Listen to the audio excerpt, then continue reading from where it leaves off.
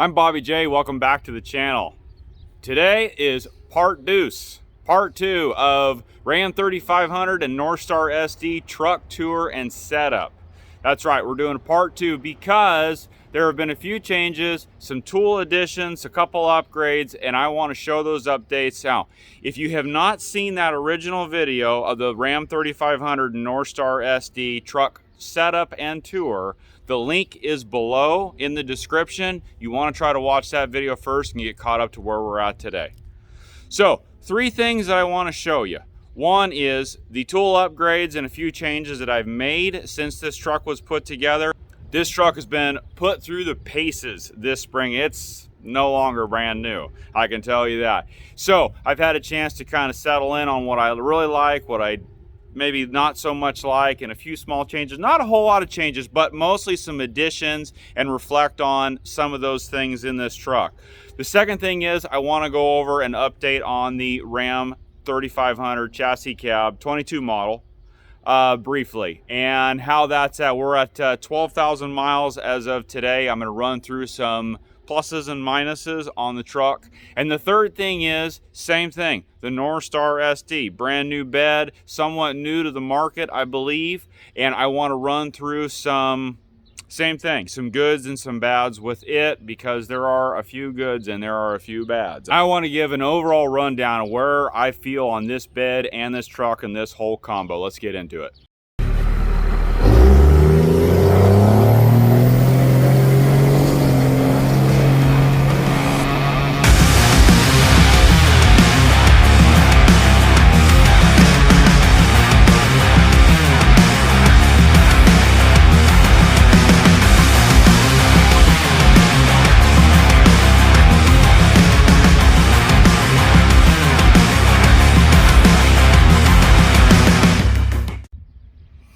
Okay, first thing, starting out with the hand tools. Did finally get my extension set in on my Case IH wrenches. This is Case IH, and Snap-on makes them. It's basically the exact copy of the Blue Point line. Inch and 1/16, inch and an eighth, inch and a quarter. They finally came on in. That took forever. In fact, I actually gave up on the metric side of things. I couldn't seem to get those in, but at least my SAE side of things is complete. Been very happy with the Case tools in general. Kind of quality you expect from Snap-on and Blue Point. The Icon ratcheting wrenches, you know what? These have performed quite well for me. I've been quite happy with them. Yeah, no issues. I've used the snot out of them this spring, and I haven't broken anything. I've had no issues with any of my Icon stuff. And in fact, I grabbed some stubbies. I've got a Icon stubby set, and I just keep them random in here. I don't really have them organized, but I don't really go to my stubbies very often, so I have no issue with just, you know, reaching in and finding the right one. Now, the one addition that I have made in the electric side of things up here in this box is I picked up a DeWalt ratcheting wrench, 20 volt, and that has been a handy sucker. I've got plenty of those in air, but man, the cordless deal that's kind of the way to go, which I'm going to touch on that here pretty soon. Basically no changes here really in this box. I went with this setup from the beginning. It's pretty much stayed that way. I like having my gloves, my soap, my crocodile wipes in here, towels, everything. That's been perfect as far as reaching and grabbing that real fast. The DeWalt stuff, we've got spotlight that was added right there. Otherwise, those four items have stayed the same. Batteries are hanging out back in there in a DeWalt bag. Now, I was a little bit of confusion in the beginning, like, am I gonna like this setup here with what I got going on? It's actually worked out fine. I've got my, as you can see, my Honda 1-inch pump, gallon of antifreeze, gallon of 1540, gallon of hydraulic, gallon of gas. That's worked fine. And yes, probably thinking a gallon of hydraulic, that's not very much. Well, what I do is when I've got tractors going, which is not year round for me, but when tractors are busy, I just stuff a 5-gallon bucket of tractor hydraulic fluid right there. There's kind of my expansion. Boom, I can pull that out when tractors are parked. Easy peasy that way. Now, originally, I had a bunch of empty space in here, and I thought, well, this is kind of wasted space. And I thought, well, okay, I'll try, you know, I'll just I stop and get something or whenever, I'll stop and stuff that stuff in there. I've never had, this is far from my first truck, but I will say I've never really had an empty space in a truck, and I love it because you can see, actually, let's see here, I went to the irrigation store, got a few odds and ends, tossed this stuff in there, went and picked up some air filters for the ATVs, got that, tossed that in there. I love having, got a couple quarts for compressor fluid, compressor oil. I love having a spot where I can throw supplies. You know, you come out of the hardware store or whatever, and this is perfect. And it's out of the sun, out of the rain, works out great. Now, this right here, this is my trash box. Now, before you laugh at me, okay, stop laughing, okay, because millions of dollars went into the design and stringent testing of this cardboard trash box. But you know what, all joking aside, it is nice having a spot to throw away your garbage. Usually you wind up throwing it in the back or wherever. That thing, I got a bunch of hydraulic filters in there, a fuel filter, you know, old towels. It's just nice having a place to throw my garbage away where it's not just randomly rolling around. And then I can just pick that up, and this is part of the stringent testing and development procedure. I can take this cardboard box out when it's full, throw it away, and grab another one and put it right there. Boom, there's my garbage can for another month. So, this is my, you know, I got buddies with Fords and Chevys, and so that just, you know, stays right there. Now, the metric box, not much change there. Again, I got to still come up with the last thing as far as my expansion set on the larger wrench sizes, 21, 22, 24, 26, you know, 30, those. And I think, because I'm having a hard time getting those in case, I think I am actually going to order these in, or not order, just go to Harbor Freight and buy them in Icon. I think it's $208 for the expansion set. And you know what? I'm going to go that route. Not much has changed down here. See, I've got some welding wire. I've got a Honda air filter. I've still got my glues and everything there. This hasn't really changed. I got all my hardware. Again, in the first video, I go through all that, so we'll skip over all that. Now, the last thing is the air compressor in my UWS toolbox. I love it. I want to say something on that because this was having an air compressor inside of a toolbox and a compressor that's actually pretty small for a gas power compressor. You know what? This has worked out really, really well because I like having it closed up. You don't know that I have air on board, you know, don't have a Honda engine sticking out in the sun and everything. So it's all concealed. It's all protected from the weather. No issues with getting hot. You know, the door obviously stays open when the compressor is running. I haven't had any issues with the compressor wanting to be warm. And I've gotten everything that I needed to do done on the pneumatic side of things, airing up tires, running a 1/2-inch impact gun a little bit, but yeah, mostly blowing out filters, radiators, and airing up tires. It's handled it for the most part perfectly. Yeah, that compressor is a little bit on the slow side, like blowing out radiators, for example. I got to give it a break and let it catch up here and there, but hey, I'll take it. The weight savings on that over a wheelbarrow compressor and the compactness, I love it. And as I stated in the first video, the plan was for it to be made up by this, to let this guy here handle most of the pneumatic, or I should say the impact duties, and that has worked out excellent, which leads into the next segment here. So let's pause for a second and let's take a moment to talk about tools. I'll say I kind of dropped the 8-ball probably in the last decade. I haven't bought a whole lot of fun tools or additional tools. I've done more so just replacing stuff that I had. as it broke and whatnot. And I really fell behind the 8-ball on the cordless stuff and bought a few things. This is everything I've picked up for the most part this year. There are a few things left over that I did have, the circular saw and the grinder hiding back there. Otherwise, everything else I've picked up new to go into this truck. In fact, everything you see here goes into this truck, other than the vacuum. The vacuum and I, we've had our difficulties, haven't we? We've been kind of, we've been on the struggle bus together.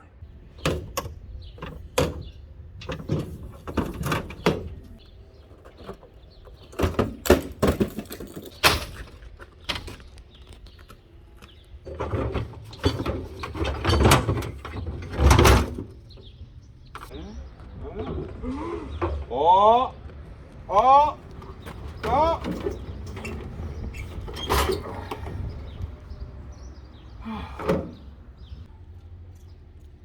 It could work. Seriously? Couple additions in this cabinet. I've got my XR DeWalt chainsaw. Love that little chainsaw. You know what? No, it's not the expensive Flex Volt. I think they've got like 2 models actually bigger than this one. You know, and I do actually still have my Husky. My gas saw is up there next to the air compressor if I really need to get at it. But you know what? I haven't, because this little saw is not bad. It's been a good saw. It's got pretty good power. I run an 8-amp-hour battery on it, and I can cut a lot of stuff with that battery. Addition here of the electric grease gun. That's a fun tool. That's all I have to say about that one at the moment. But blower, my DeWalt blower. So that's kind of pretty much, all this has pretty much stayed the same. The shovel is, I keep my shovel in here. As a rice farmer, man, I use my shovel so much. I got my winch bar, I've got my big channel locks, all that stuff, high lift jack, all that is pretty much stayed the same, but that has been the addition there. Now, regarding the Norstar SD, the first thing I'll say is this is a really nice bed. It really is, and I have been happy with it. Tons of tool storage for the most part. The design, the layout, really good, maximizing space. Now, there's a couple things though that I'd like to show you here that have been some small issues. One thing is the plug. That is annoying as hell where that's at. I realize Norstar's answer to that, where do you want us to put it? Well, for one, at least on the, I guess it doesn't matter on one hand. I always say, you know, put everything on the driver's side. Always put everything on the driver's side, because you don't have to walk around to the passenger side. Well, you do have to still get up in here to do your chains and everything, but that thing's a pain in the butt. I will say this. I probably, and I may even eventually try to relocate that and put it in the side of the box right there. Just like right there, about even with the ball. That's where I probably would prefer to have it. It's hard to get out. That's probably the biggest thing. It's hard to get it plugged in and out. Then when, you know, we've got the coupler, the gooseneck hitch, or the gooseneck coupler is over the ball. There's not much room right there, believe it or not. The other thing is these gaskets. These gaskets along here, I've had trouble with this. It must be the other side. I've had them, this one over here. Yeah, let me show you. These are pretty messed up. This whole thing's all breaking in a couple of different spots around. This gasket, this is pretty flimsy material. In my opinion, I think, you know, everybody wants to pick on a manufacturer about things, but it's like kind of sometimes like, well, okay, be reasonable about what it is that you pick on. I mean, what are they supposed to do? Like this one's broke. Actually, the piece is completely gone all the way around. Charge us a little bit more and give us a better gasket, something that's heavier duty. This is like, it's rubber, but it's like darn near like foamy rubber. I don't know how to describe it. I mean, it just tears right off. Yeah, this is completely gone. So I already need to order a new gasket here. I basically need to order a new gasket there. I think actually the one on the other side where I keep my coveralls have caused some trouble. These mounts for the strut here, I think that this will eventually break off over time. That will break off. That's just too flimsy right there. And then the other thing, these bullet hinges. I don't know what the deal is. Now, I'm sure this is probably more so related to my bed rather than like a design issue or component issue. But this, neither one of these would take grease. I fought these, took these apart, hit them with a deplugging tool that you fill up with penetrating fluid. I could not get these hinges to save my life to be able to take grease. And it actually, over the winter time, the moisture and everything made this door so stiff, it actually broke the sheet metal away from the inner lip here. And I had to re-weld some of this and then touch it up with paint and everything. Not cool. You know, I don't know what warranty. There's probably possibly a warrantyable issue there, but you know, I've got this bed painted, so I don't want any cutting. I don't know. I'm not too sure what to do with that at the moment. I don't want to screw my paint up either. So, you know, other than that though, don't get me wrong. Like I said, this bed, I would totally buy this bed again for the money. It's a good unit. It really is. So now the truck, to give an update on this truck, I am at 12,081 miles. So far it's been a great truck. I mean, for one, I mean, it has been super comfortable. I mean, just look, if you're not familiar with, you know, Dodge, or excuse me, Ram, I mean, this is a limited. This truck is absolutely comfortable inside and so quiet. The stereo in this truck is awesome. I mean, it rivals the aftermarket stereos and some of the other trucks that we've got that I've built. Great stereo. I don't know how they get so much bass out of one little 8-inch subwoofer. I know they get some out of down here, out of these guys, but it is pretty impressive actually how good this Harman Kardon stereo actually is. Power is pretty good for the most part. You know, this is an emissions truck, and it likes to pull in the upper RPM range. The ASIN, this was a snap ring failure 22. Those that follow my channel probably already know that. The original transmission had a total internal failure with a snap ring that popped out at 2,600 miles. This is on transmission number 2. So what am I? I'm like 9,000 miles approximately on the second transmission, hoping that there's no snap ring, that the bad snap ring is not also in this one, because this replacement transmission was manufactured in August of 22. So, and I have put it through the paces. I am not nice to this truck. Ram only wants to give me 370 horse because it's a chassis cab truck. I use it. So I am not nice to it, and so far no problems. I'm hoping that this does have the good snap ring in it. As far as maintenance, I have done the first oil change. I did it at 8,600 miles. You know, the dealer and a lot of people say they're pre-broken in from the factory and that you're good to go to the 15,000 mile. I couldn't do it. I couldn't. I don't know. You got an open engine and then it's put together and it's filled with oil. I had to change it early. So I did. I changed it at 8,600 miles. Still has original fuel filters and air filter in it. That's getting close. I think I am going to do the air filter and fuel filters real soon for the first time. No issues with getting the oil filter off. Don't know what that deal is, why people complain about some of that stuff. The fuel filters in a great location right underneath the cab on the frame, right in the normal typical spot that it's been for what, 25 years or whatever, there on the driver's side rear of the block are the two locations on the fuel filter. Easy to get to, easy to change if you're a mechanic and you do this stuff every day. Braking performance. That's probably one of the biggest things with Ram is the exhaust brake is very aggressive in this truck, and it's actually amazing how well it will bring a heavy load to a stop without much use of the service brakes. In fact, it's so aggressive, I don't even run with tow haul on while empty. I mean, excuse me, with a trailer that's empty. I usually leave it off of tow haul when the trailer is empty, because the truck knows, with it being plugged in and everything, it knows that there is some sort of trailer back there, and it does run a slightly more aggressive shift schedule, specifically on the downshifting when there is a trailer hooked to it. And it's perfect when you've got that empty trailer that weighs, you know, 6,000 to 8,000 pounds or whatever. And then when I load something on, then that's when I go to full tow haul mode.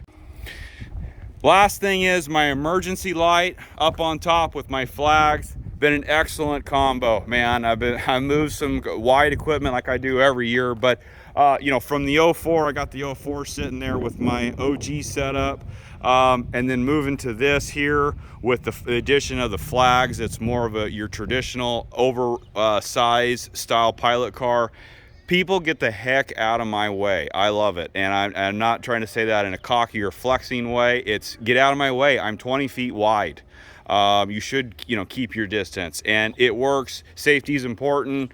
I don't want my butt suit off one day. That is money well spent on that setup up there. And the last thing I will say, I got a confession to make. Gentlemen, I screwed up. I really did. I screwed up. I should have ordered a 5500, 4500, 5500, whatever, doesn't matter. I should have. I like the chassis cab 3500. This truck rides really well. It's smooth, radius arm, front suspension. This is, you know, just a real quick rundown. This is, in case you don't know, this is the exact same truck as an HO dually that has the HO power output, except for the chassis cab rear frame, and you get the SO 370 horse engine in a, I think, 21 and newer. You get the older, your 360. That's the only difference. The brakes, the rear end, the ASIN, the suspension in the front, you got a rear different pack in the back. All that stuff is exactly the same as the HO truck. I like all that, that's great, but I should have went with a 5500. I find myself, with all the stuff that I have in this truck, I weigh about 11.2, 11.3 with no fuel in the auxiliary fuel tank that's 80 gallons. And I'm like 5,800 pounds on the rear axle. It doesn't take much for pin weight. I'm overloaded on that back axle. Does it bother me? Not that much. Actually, not that much, but to be legal, I mean, I have no problem being 11,000 pounds on this rear axle. As I've said before in other videos, that rear axle is every bit as tough as a Dana 80 and probably then some, and I got no problem putting 11 on a Dana 80. But the sticker says 9850 is what the GAWR is for this truck. So it's not hard for me to get a 5,000 pound pin weight on top of this gooseneck ball back here. That is one of the big issues. The other one is I had the chance recently to drive a 5500 for the first time. That truck can turn. I mean, like, not like just a little bit. That truck can turn on a dime. In this big old land yacht, I have found me backing up, doing a 3-point turn, because I can't quite make it, a lot. And that super steer, wide track front end, that's awesome. Wish I had that. Doing it over again, probably would have gone with a 45 or 5500. So what's left? Tool wise, this truck's basically done. I'm done with on the back end of this truck. The only thing I will say that I've got left that I want to do, 3 things actually, I should say 3 things. One thing is I am going to get my mirrors match painted sooner rather than later. Second thing is the new Edge EZX is released for the chassis cab trucks, 46 horsepower, 120 foot-pounds. I want one. That is a nice improvement. because this truck could use it. Maybe to make it a little bit more spicy going into the transmission. This truck is a little bit lazy. The ASIN is lazy. It shifts slow. It wants to stay up in the higher gears and keep the RPMs down. It could use a little more torque and a little bit more aggressiveness on the throttle to make the transmission downshift a little bit quicker. And the last thing is tires and wheels. I think I'm going to go with a set of DDC 20-inch rim package with some Toyos. That will be coming hopefully in the near future. So, if you enjoyed this video, please hit the like button. Please hit that subscribe button. We're working our way towards 1,000. This has been a good one. I'll see you on the next one later.